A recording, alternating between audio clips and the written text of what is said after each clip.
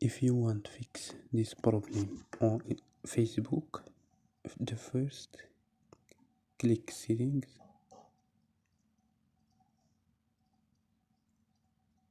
and click apps and notifications. Click apps, search Facebook or Lite, Facebook Lite,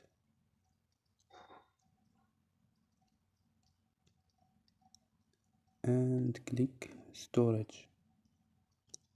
Don't forget the Facebook code and click manage space.